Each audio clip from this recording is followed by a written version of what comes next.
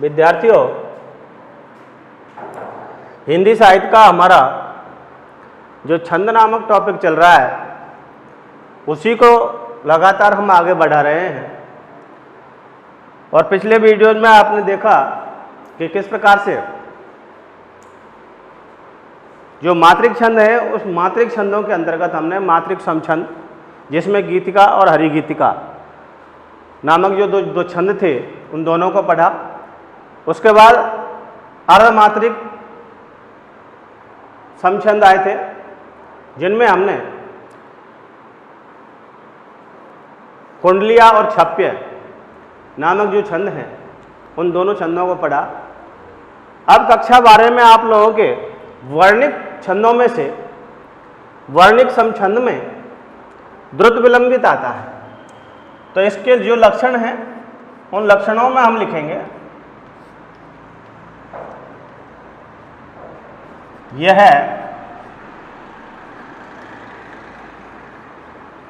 वर्णिक समछंद है।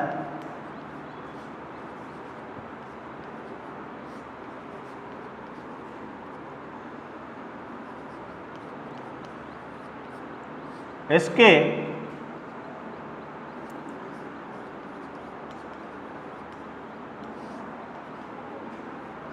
प्रत्येक चरण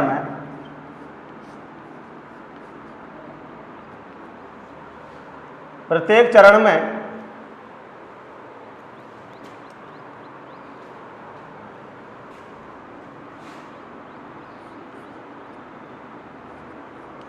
नगण,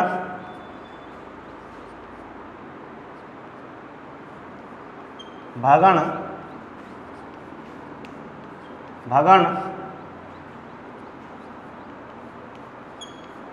रगण नामक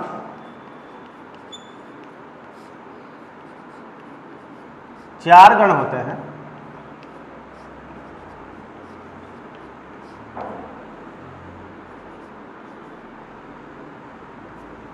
तथा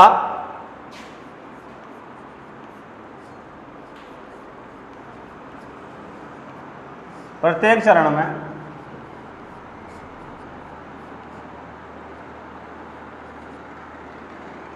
बारह वर्ण होते हैं।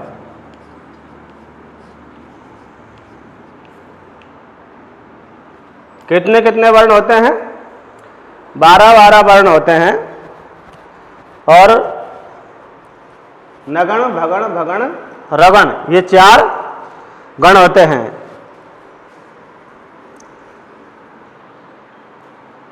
कैसे, देखिए यहां हम उदाहरण लिखते हैं इसका।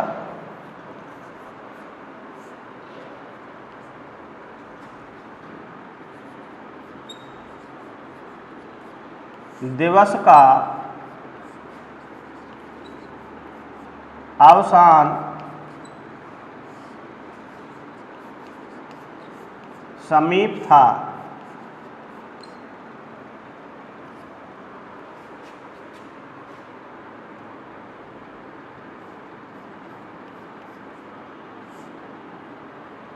गगन था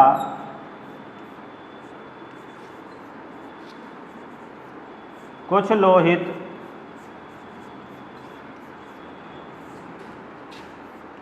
हो चला। गगन था कुछ लोहित हो चला,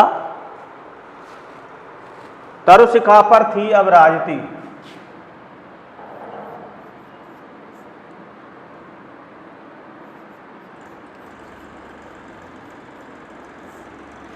तरु शिखा पर थी अब राजती।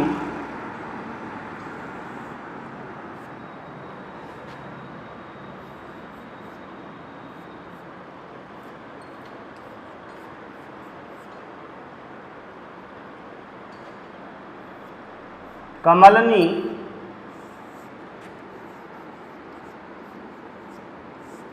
कुल वल्लभ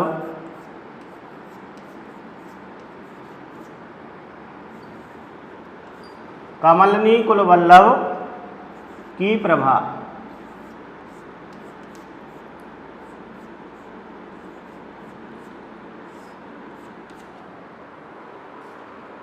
तरुशिखा पर थी अब राजती, तरुशिखा पर थी अब राजती, कमलनी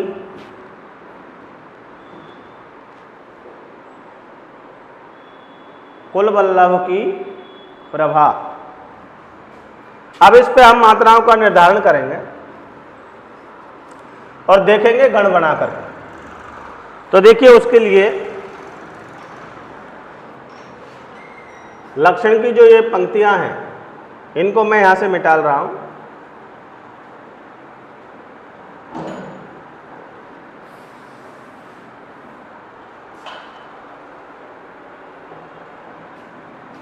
मात्राओं का निर्धारण करेंगे। सबसे पहले दिवस, दी में छोटी ई की मात्रा है तो एक मात्रा हो गई, वह में ए की ध्वनि है एक मात्रा हो गई, स में ए की ध्वनि है एक मात्रा हो गई, का इसमें आ की ध्वनि है दो मात्रा हो गई, वो ए व सा न स मी प था। अब देखिए तीन तीन का, क्योंकि एक गण को बनाने के लिए तीन मात्राओं का या तीन वर्णों का होना जरूरी है, तो तीन तीन वर्णों का समूह हम यहां बनाएंगे।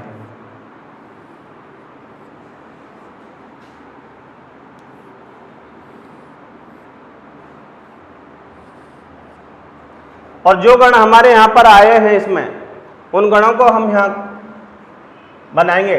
तो देखिए गण बनाने का जो हमारे पास सूत्र है वो है ये मा ता रा ज भा न स ल गा। क्या है? यह माता राज भान सलगा। यह सूत्र है और इस सूत्र के माध्यम से इन गणों को हम परखेंगे। तो देखिए हमारा क्या है, इसमें यहां नगण है स्वरों में। कौन सा है गण? नगन। नगन है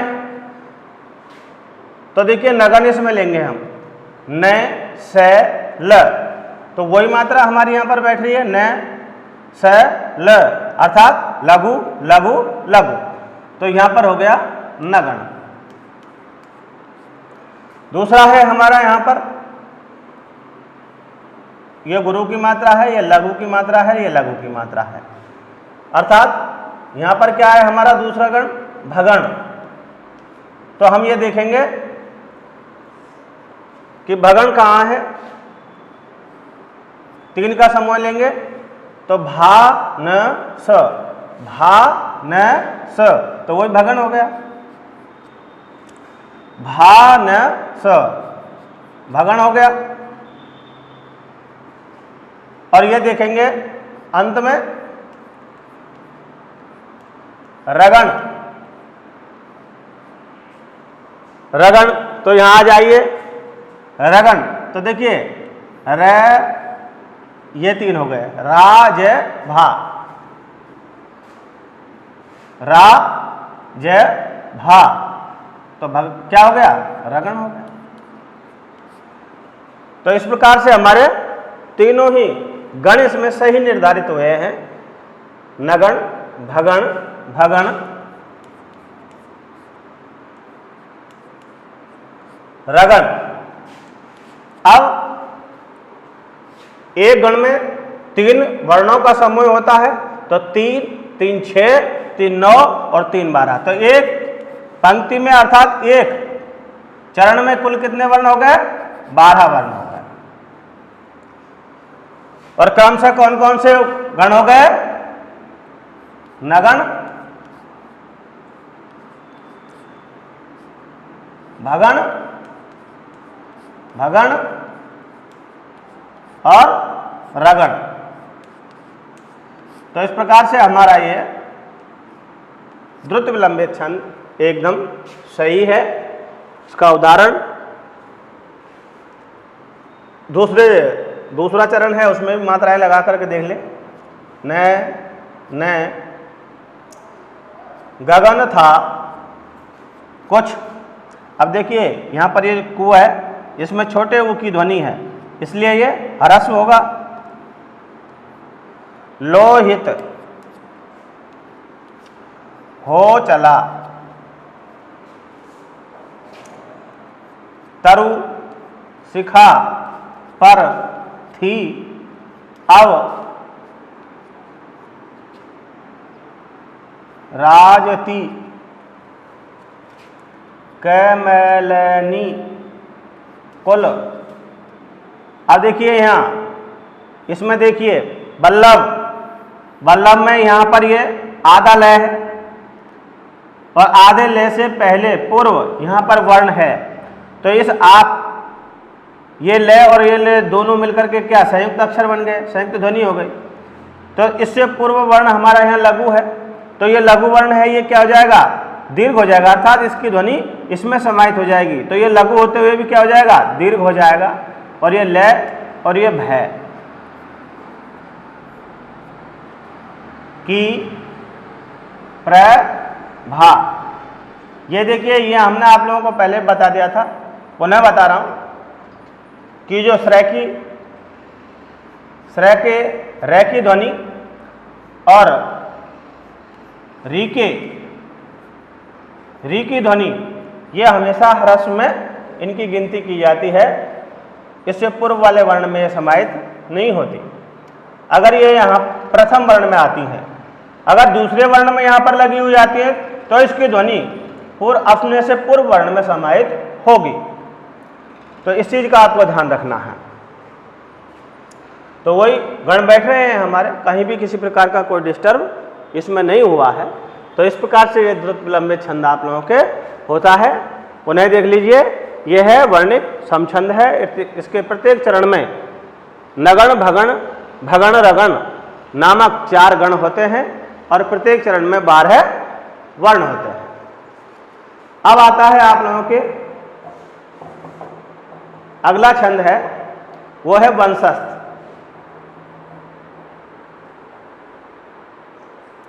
कौन सा? वंशस्थ है।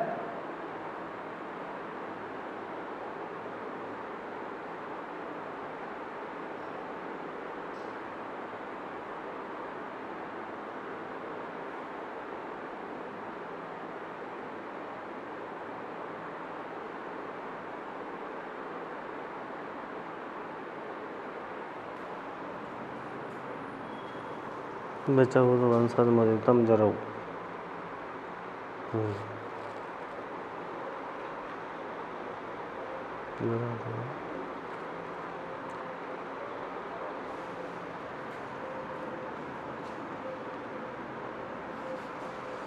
अगला कौन सा छंद है? वंशस्थ।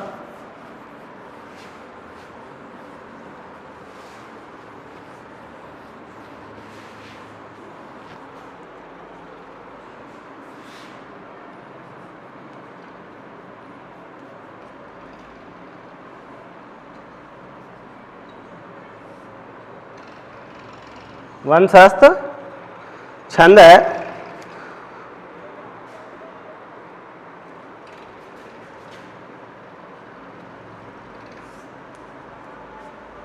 तो देखिए वंशस्थ छंद है, यह भी, यह है वर्णिक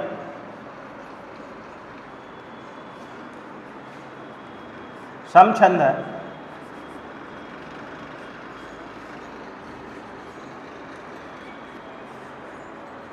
सब छंद है। इसके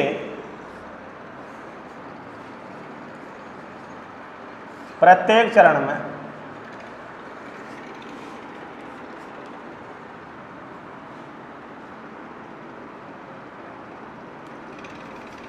बारह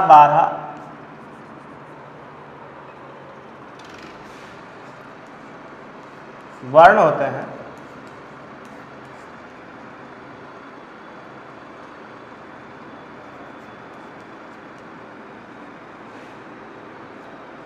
तथा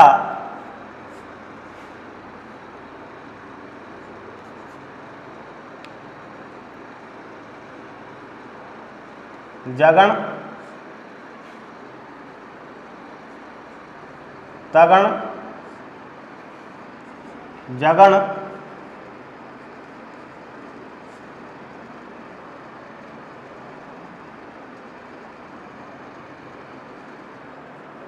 तथा रगण नामक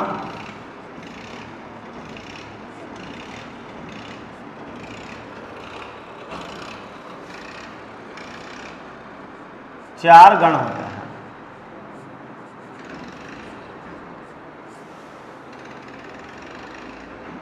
कितने गण होते हैं? चार गण होते हैं।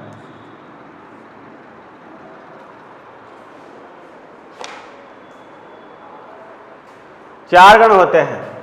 पुनः देख लीजिए कि यह वर्णिक समछंद है। कैसा छंद है? वर्णिक है, अर्थात इसमें वर्णों की गणना की जाती है, न कि मात्राओं की। वर्णिक समछंद है और इसके प्रत्येक चरण में 12-12 वर्ण होते हैं। द्रुत विलंबित में भी 12-12 होते हैं और इसमें भी 12-12 ही होते हैं। लेकिन गणों का फर्क है। द्रुत विलंबित में नगण, भगण, भगण, रगण होते हैं, जबकि इसमें जगण, तगण, जगण तथा रगण नामक चार गण होते हैं। किस प्रकार से? देखिए, उदाहरण लिखिए।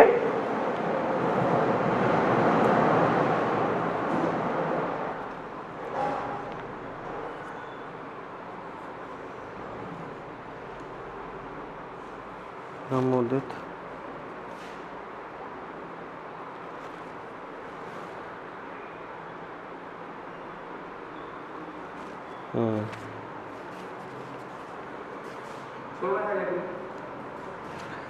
प्रभात की ज्योति निखार पा रही,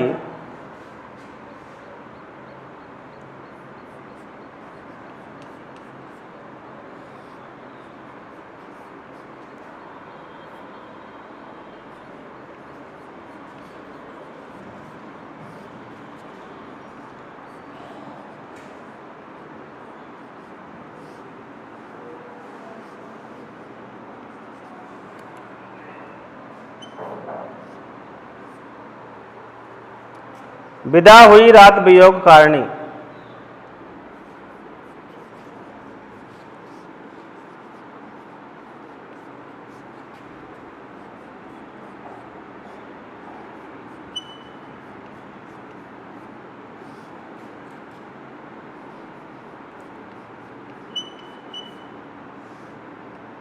विदा हुई रात वियोग कारिणी, छोटी री आएगी, कारिणी।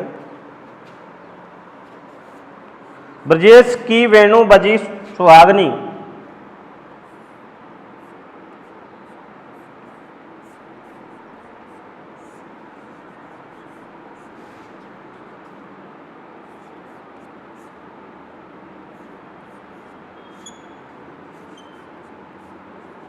वेणु बजी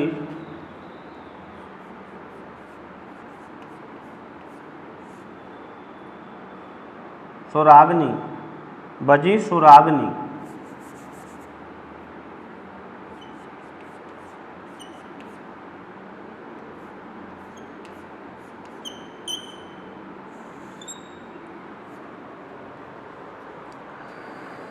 जगे सभी बाल,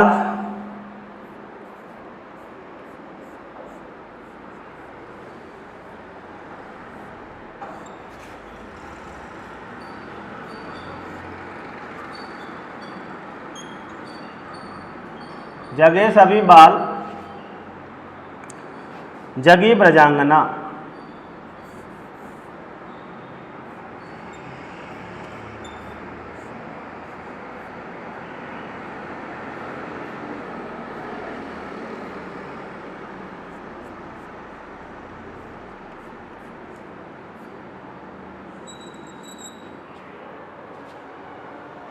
जगी ब्रजांगना।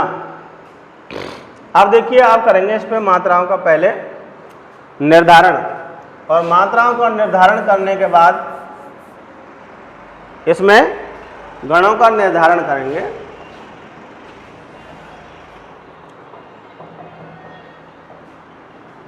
तो देखिए, ये बात पहले भी कई बार क्लियर हो चुकी है कि यहाँ पर ये श्रेय का रे जो आता है, अगर इससे पूर्व यहाँ इसी शब्द में अगर कोई वर्ण है तो ही इसकी ध्वनि समाहित होती है, अन्यथा इसकी ध्वनि समाहित नहीं होती।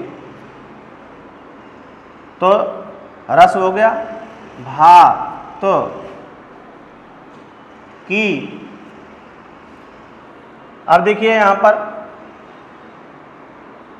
आधे जैसे पूर्व यहाँ कोई वर्ण नहीं है तो इसकी ध्वनि कहीं पर भी समायोजित नहीं होगी और न ही इसकी ध्वनि मानी जाएगी, क्योंकि आधे वर्ण की कोई ध्वनि नहीं मानी जाती। तो जो ती में यो और ती। निखार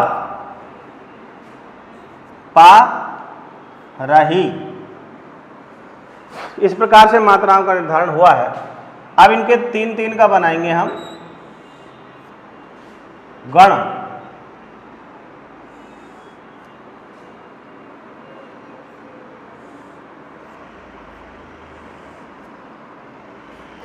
तीन तीन का हमने जोटा बना दिया और जोटे पर अब हम हमारा जो वही सूत्र है उस सूत्र के माध्यम से इसको समझ करके और तब इस पर गण निर्धारित करने का प्रयास करेंगे। यह, मा, ता, रा, जय, भा, न, स, ल, गा। तो देखिए हमारा पहला गण कौन सा है? जगण है। तो जय देखिए, जैसे तीन वर्ण कौन कौन से हो गए? जय, भा, न। तो मात्रा हमारी यही है जभान, तो यहां क्या हो गया? जगण हो गया। ठीक है। अब दूसरा देखेंगे, दूसरा है तगण। तो देखिए तय पे आ जाइए, ता, रा, ज, ता, रा, ज, ता, रा, ज। तो हमारा इस पे जगण भी सही है। अगला है वही जगण, जय, भान, और अंतिम है वो क्या है? रगण। तो रगण पे आ जाइए, रा, जय, भा, रा, जय, भा, रा, जय, भा। तो ये रगण हो गया। तो इस प्रकार से हमारे जो गण हैं और गणों की जो मात्राएं हैं वो एकदम से सही हैं। वही 12 वर्ण, 1 2 3 4 5 6 7 8 9 10 11 और 12, वही प्रत्येक चरण में 12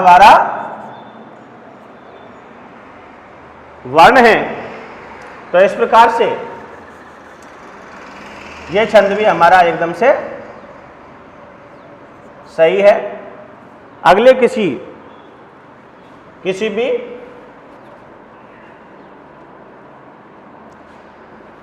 पंक्ति में अब हम मात्राओं का अगर निर्धारण करना चाहें तो वो कर सकते हैं।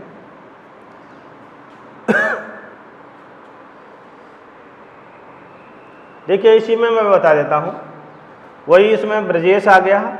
तो देखिए इसकी कोई मात्रा नहीं होगी, ये वही लघु होगा, जे गुरु होगा, स लघु होगा, गुरु होगा, गुरु होगा, ये लघु होगा, लघु, गुरु, लघु, गुरु, लघु, गुरु, इस प्रकार से होंगी। तो इस प्रकार से वही गण हमारे यहाँ पर बैठ रहे हैं। जय, भा, नो, जगण हो गया नहीं, यहाँ पर ये तगण है, ता, रा, ज, ये तगण हो गया, ता, रा, ज। वही जगण है, जय, भा, नो, और ये रा, ज, भा, तो रगण हो गया। इस प्रकार से कहीं भी मात्राओं को निर्धारण करने में कोई परेशानी नहीं रही है। तो इस प्रकार से ये वर्णिक सम छंदों में आप लोगों के ये 2 छंद इसमें दिए गए हैं कौन कौन से? द्रुत विलंबित और वंशस्थ छंद। अब जो अगले जो छंद हैं 2, वो सवैया और एक आप लोगों के कवित्त है। कवित्त और सवैया नामक जो 2 छंद हैं वो और आप लोगों के कक्षा 12 में दिए गए हैं। जो सवैया है वो सवैया को लेकर के हम कल चलेंगे। सवैया एक बड़ा छंद है जिसके 12 भेद होते हैं। कितने भेद होते हैं? 12 भेद होते हैं। तो मेरे हिसाब से सवैया नामक जो छंद है उस अकेले को ही पढ़ने में हमें कम से कम 2 दिन का समय लग जाएगा। उसको लेकर के हम कल चलेंगे। Thank you.